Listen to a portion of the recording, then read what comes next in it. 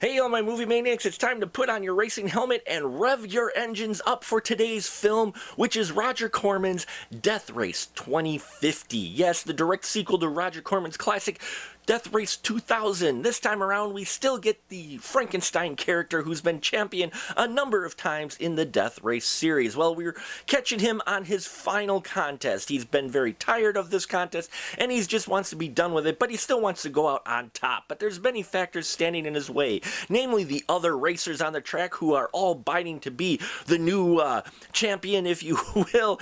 And there's also a resistance going on that's fighting the government that's in charge, and they also complicate matters for Frankenstein, and even those in charge decide to make things tough for our champion. And we see how he tries to fight against all odds to come out as champion one last time in the Death Race. Folks, when I saw the trailer for this film, I tell you, I was a little hesitant. I was excited for it, but I'm like, okay, we're kind of going for the over-the-top campy, in the spirit of the original, but kind of tongue-in-cheek type thing. What you get is a biting satire film that is full of bombs, explosions, one-liners, and a wild ride of fun. They unleashed the hinges on this thing and just let everything fly, and I loved every minute of this movie. It is completely outrageous, and it's supposed to be. Manu Bennett does a great Frankenstein in here. I enjoyed him in beta test, loved him in the Arrow series, and in here he plays Frankenstein to a T, this layered character.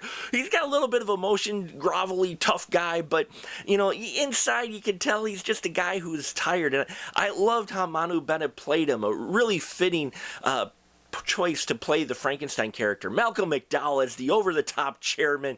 Oh, this film, you've got to watch it just for him alone. Now, I know they shot this film before our election was complete, you know, the results were tallied, I believe, but Malcolm McDowell definitely represents a specific someone, and he plays him so over the top. It's great. I really enjoyed his performance, but everybody does in here. Marcy Miller plays Annie Sullivan, the co-pilot, if you will, Frankenstein, and you've got Burt Grindstead in here as this over-the-top, genetically perfected person, Jed Perfectus, who's supposed to be the new great racer. And he's also conflicted with things. Just a fun performance there.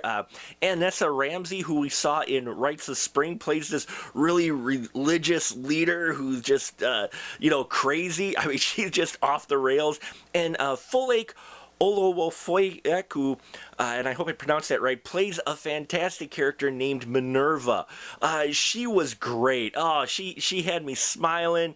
And there's just great one-liners in here. The script, they just let loose. They didn't put themselves under any restriction, it felt like, and we're the better for it, okay? This film will have you quoting it days after you watch it, and it is a must-see for all fans of not only the Death Race series, but just over-the-top crazy cult films.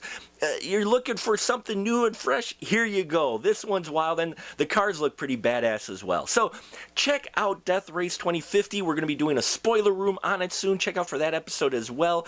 I really fell in love with this movie, and I think if you're a fan of this type of film, you will too. And that'll about do it for us here at The Final Cut. Please subscribe if you haven't already. I appreciate every single one of you. And until next time, remember, keep that ticket stub.